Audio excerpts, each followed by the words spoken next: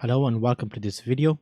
Zulf Photography. We're talking Canon cameras, understanding the beginner Canon camera range from the EOS lineup.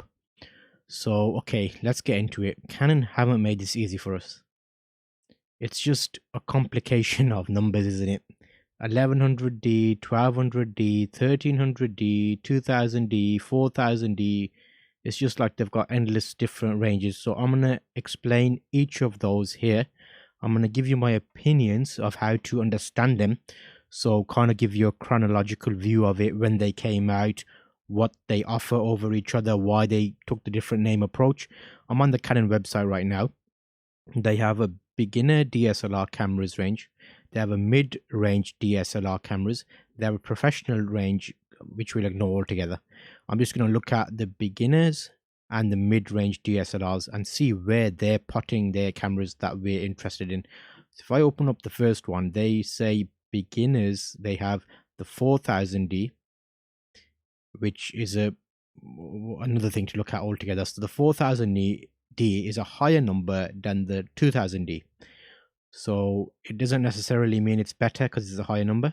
I'm going to cover this from like a point of view. If you're buying a camera for someone as a present or even yourself, how I'd look at it. Because technically speaking, if I didn't shoot Canon, I'd look at that number and think, okay, it's the first one they're offering. It might be good. It's £350 in the UK. They have additional cameras which are priced differently. And if I scroll down, they have the 4000D body and the lens. They have the 2000D and EFS lens. That is priced higher. So straight away now, that gives you an inkling that it's priced higher. Wait a minute, why is it priced higher? It's 730 odd pounds. So that should give you an idea of why it's priced higher. It's designed to be the higher range in that modeling system. But you know what, let's take it back to basics. Let's look at it as if we have this in mind. So this is a look at the different dates cameras came out.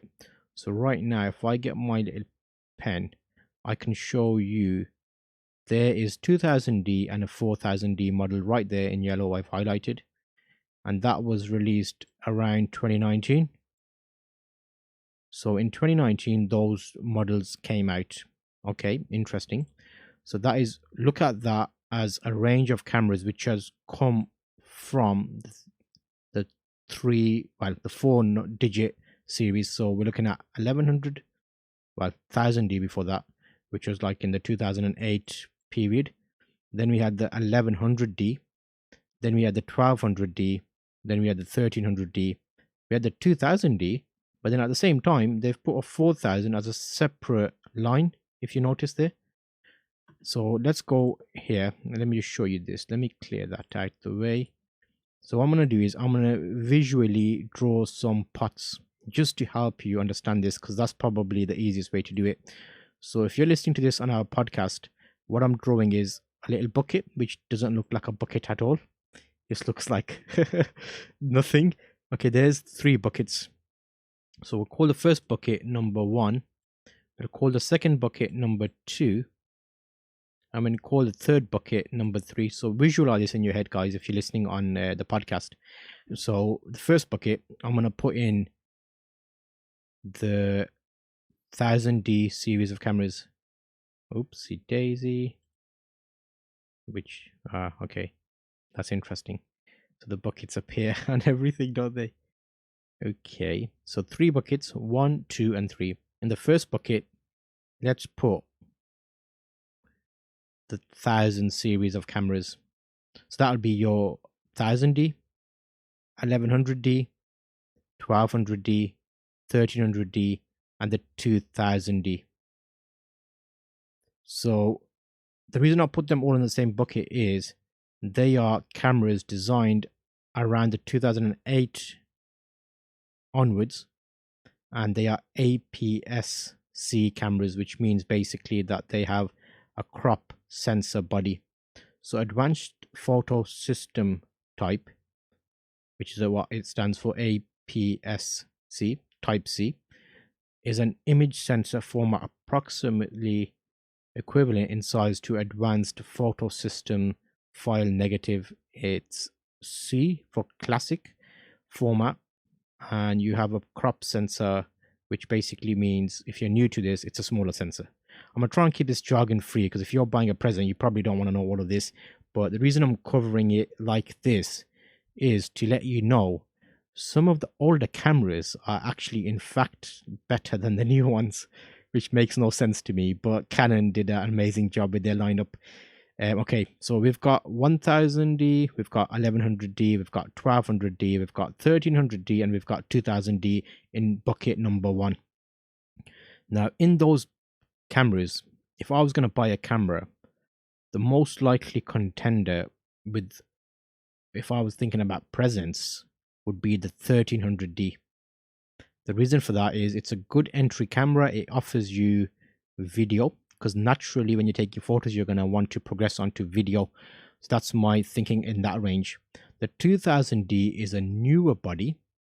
It's a lot better, but it depends on your budget. So I'm going to keep your budget in mind on this. So let me just quickly check for you, saves you finding these, what the price range of a 2000D would be at the moment. 2000D, because looking on the Canon site, I think I had it up, didn't I?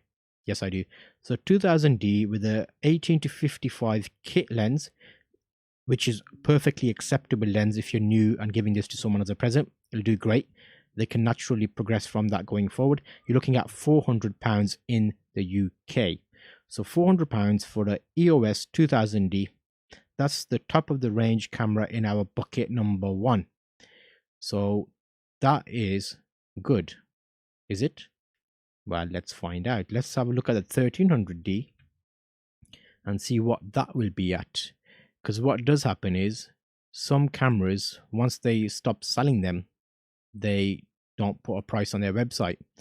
So the Canons for the 1300D will be in the range of, well, there's not listed on the website as for sale. So the next best thing would be Amazon. So let's see what it sells for on Amazon, and we can give you a good enough currently unavailable. So see, because it's an older camera, you can't actually buy it new anymore. So you're going to have to go on the second hand market. But let me just do a quick Google search. I'm sure you can buy it from somewhere. Shopping. Let's see which shop comes up.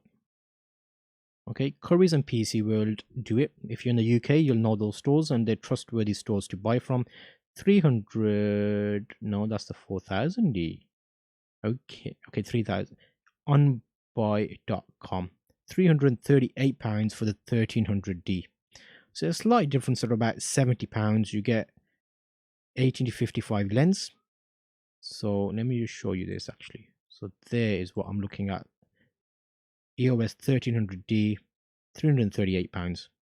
So this is the new market. If you're willing to buy a good second-hand example from eBay, that's where your savings will come into play. So now there we have a pre-owned one. No, let's ignore that one. Let's go to buy it now. We don't want to mess about with any auction business if you're buying it as a present. So I'll look at buy it now. And yes. Okay, let me have a look at a good example. Okay, that's a beautiful example there. Pristine condition, Canon EOS 1300D without a, with a, let me have a look. Let me open it because it might get confusing otherwise. Yes, okay, comes with the kit lens, £235. Comes with the box. That would be a good gift because you've got everything you would have got normally. Have a look at, let's just zoom out of that, see the seller. Oh, you can make an offer. You might get it for 210, possibly 215 if you make an offer in there. And this camera is low shutter count 4775. Okay, so basically in our pot 1, if I was to buy the 1300D, I would get it for 200-ish pounds. Call it £215. That's pot number 1. And in that same pot, if I was to buy a second-hand 2000D, Canon, £295. Good example there, brand new. There's another one here at 215, but that's an auction. But okay, that's all in part one. In part, the one I haven't included in a part is this one here, which is the 4000D. Now, if you're gonna buy a 4000D, you know what to do. Don't buy a 4000D, because that is a lower model camera with a higher number. It's designed as an entry level into DSLR photography. Let's have a quick look out of interest. How much are they offering the 4000D on eBay for? I think it should be very cheap. But is it cheaper than... Okay, 4000D at £250 on eBay. Buy it now or best offer. So instead of that, we should buy the 1300D. £235 versus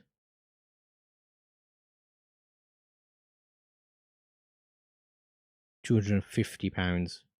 So you see there it's priced slightly higher, but reading up and listening to all the information that I've been looking at for these cameras, I would suggest if you're going to buy a 4000D, use that money and buy a 1300D. It's a different lineup of Canon's cameras. However, the 2000D is even better if you got a little bit more money. So that's part number one covered. And that line of cameras all came in from the start of 2008. So in 2008, Canon decided to make that line of cameras of the 1000, 1200, 1100, 1300, 2000. And then in 2018, they decided, actually, you know what, let's make a 4000, which is an entry level to photography in general. So that 4000 is the bottom of the pile. Think of it like that. It's a newer camera, so it's priced more expensive because it's newer technology. But in terms of what you're getting with it, yeah, see what you think. So this video is more my opinions, as it were, and from photography side of things, all of the cameras will perform well for photography, but I'm trying to think along the lines of future proofing you in a way. So when you get onto a better photography, I want you to be able to keep the same camera, not have to spend loads of money, or have this camera and then upgrade to an additional camera. That's okay. I'll kind of give you a brief overview of what my journey was. So that was part number one. I'll have to draw these pots again now. So let me visualize with me my ridiculous pots. We've covered number one. Number two part we'll cover now, and we still have the number three part which we're going to look at. So in part number two, I'm going to go along the lines of, you guessed it, the Canon range that started earlier than the 1000D series. So before they decided in 2008 to introduce the 1000 series, before that it used to be the hundreds. So in a way it does make sense, because 100 is a smaller number, 1000 is a bigger number. However, the 300D, which is the original starting point, started in 2004, and this is where our bucket 2 will come. So in bucket 2, I'm going to put all the 100 series of cameras. So we have the 300D, we have the 350D. These are going to be entry level basic photography cameras. We've got the 400D, and then we've got the 450D. But then part of this series, up until this point, they were photo cameras. So anything past 450D, you're going to be looking at photo cameras. In the 500D is when they first introduced video, so you can actually do video as part of that camera. 500D, then the 550D. At this time, while this range was coming out of the 500D and the 550D, was the same time as the 1000D being released as the digital camera. DSLR camera started shipping in mid-August and is known as a KISS F in Japan. There's other names for these cameras which gets even more confusing, but I'm giving you the UK names for them. I started this journey in part number 2, and I started my journey with a 500D camera. The reason I bought a 500D at the time is based on all the information. That camera was like kind of a predecessor to 450, 400, 350, 300. So I thought to myself, you know what? They've made a few of these cameras. By the 500, which is number 5 in the journey from the 300, they would have got better. Should I buy this, or should I buy an 1100D or 1200D, which is predicted to come out soon in like the next few years? I bit the bullet and I bought the 500D at the time. It had video, it had photos, and that camera I did a lot of shooting with for photos. It performed perfectly well. I spent a lot of money on lenses, which was the main thing that made me keep that camera for longer. And then I needed a second body. I naturally progressed to the 550D, which is the next camera in the lineup. And the big difference there was the megapixels, firstly, 15 to 18. The video options allowed for better dimensions, so 1080p and 60 frames a second and 720p. So that was my thinking there. I got rid of my 500D. I kept the 550D. For a long period of time I had both. And then in that lineup you've got the 600D camera, which is basically a 550D but with a flip out screen. Think of it like that. 650D came out, 700D came out, 750D came out. I've not upgraded my camera. I've upgraded my lenses. So that is bucket number 2 I'm covering there. It's basically the older line of cameras that continues to this day. And you can think of them as a step on top of the 1000D series of cameras. And the 4000D was an entry camera. So that's right at the bottom of the pile, which is, I haven't even put that in a bucket, to be honest. I'm calling that an entry camera. It's got a plastic mount where you put the lens on, so you know, tells you everything you need to know. So okay, now we're getting a bit intense here, but I'm gonna keep going. I want to give you an overview of all the cameras so you know where we are and what you can do. So if you're buying a present and you can't get a hold of the old Canon cameras, not to worry. You could buy a nice new 1300D, well, used good example of a 1300D. You could buy a new 2000D. Once you give it to the person who's interested in photography, they'll use that camera and they'll naturally start researching and looking at videos, and they'll see which camera they want to buy next. So if you're buying a present for someone, buy a 2000D, buy a 1300D. Yes, you've got an option there. Just look at the price and see what fits your budget. If you're happy to go secondhand or you're buying it for yourself, there's nothing wrong with the old cameras, but I would say as a rule of thumb, anything after the 550D. If you're going to buy the 550D, you know what, just buy the 600D, because you have a flip out screen, which will come in handy. Because if I could go back in time now, I would have bought the 600D, because when I use my camera right now, it's used as a webcam, and that extra function there with the flippy outie would have been excellent. So what did I do after that? Now this is where I'm going to go to bucket number 3. Visualize this with me, guys. Keep with me. We've done number 1 bucket, recapping. That was a 1000D series of cameras.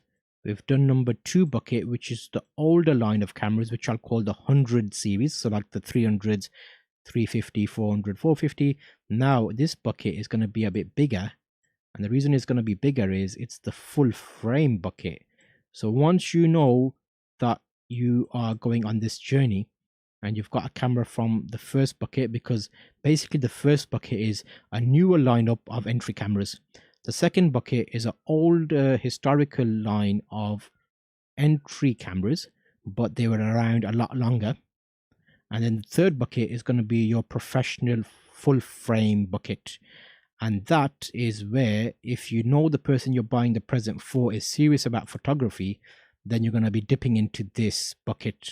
And this bucket is going to be cameras such as the 5D, which started its life in around 2006. This is a full frame camera. And the reason I'm calling it a full frame camera is because it's going to have a larger sensor than the other cameras that I've mentioned. And this camera is, well, you'll notice when I got the 550D, along that time there was a Mark II, 5D Mark II. I upgraded from a 500D to a 550D to a 5D Mark II. The reason I upgraded to a 5D Mark II was I needed better low light performance. I was doing photography in a fashion environment and there was not many lights. I upgraded and I bought a great lens for my 550D, which I was able to use on the 5D Mark II as well. So that tells you already that if you buy the right camera and the right lens, you can kind of carry that journey on. So I think I invested about 11 or 1200 pounds in a 70 to 200 2.8 Canon lens.